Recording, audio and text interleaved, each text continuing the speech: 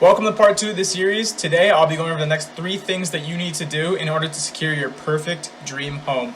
My name is Kevin Ramsamy, founder of Affinity Group over at eXp Realty, helping people buy, sell, and invest in the greater Cleveland area. Let's get into it.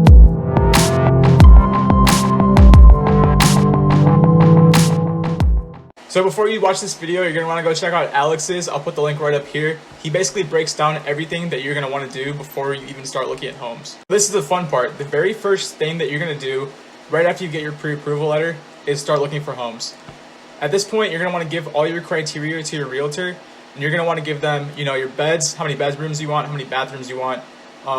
Do you need a 2-car garage? Do you need a big lot? Do you need a lot of yard space, etc., etc.? So basically, you're going to give this stuff to your realtor. They're going to shoot you as many properties as they can possibly find that's on the market right now, or at least upcoming on the market, that meet your criteria. And then you guys are going to finally go see some properties. So while looking through properties, you're going to want to get as much information as you can on a case-by-case basis for each house. That's where you go to a good realtor and you ask them, like, hey, can I get some information? Can I get some more information from the seller, from the seller's agent?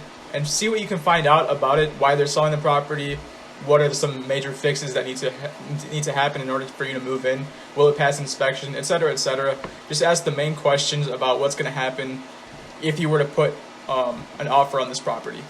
You're going to want to ask about other things such as, was there water in the basement? Is the roof leaky?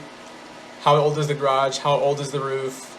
How old is the house itself? All this is stuff you can find, on the county website. Or you can find it on the realtor website, realtor.com. You can find it on Zillow a lot of the times when the property is listed.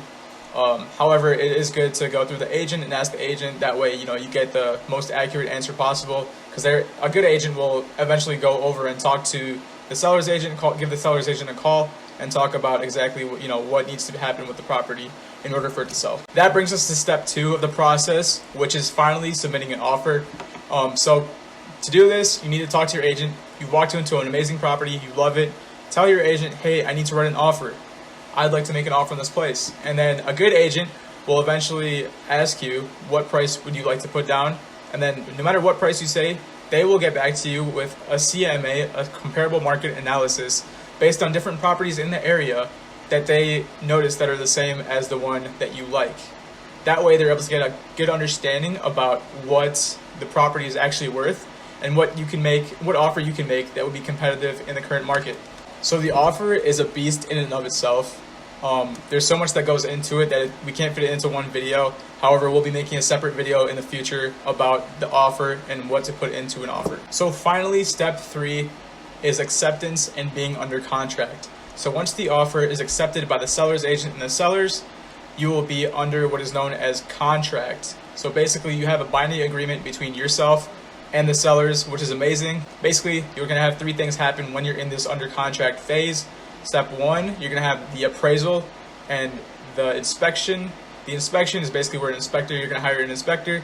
They're going to go through the property and make sure it's up to date and up to code.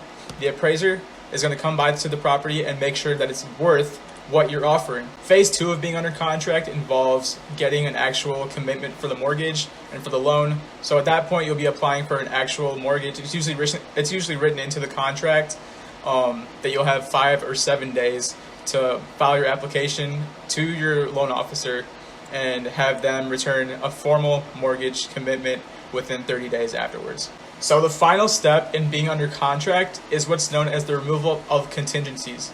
This is where all the fun stuff happens. This is where all the negotiation happens.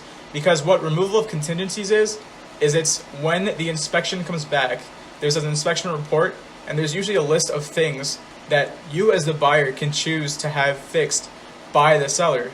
So you can use this as negotiation in order to negotiate a lower price, or you can have the seller pay for some of the stuff, or you can just accept the property as is.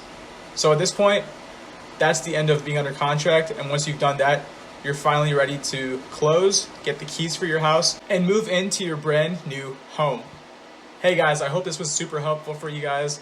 Thank you so much for all the support and love that you guys have thrown at us so far.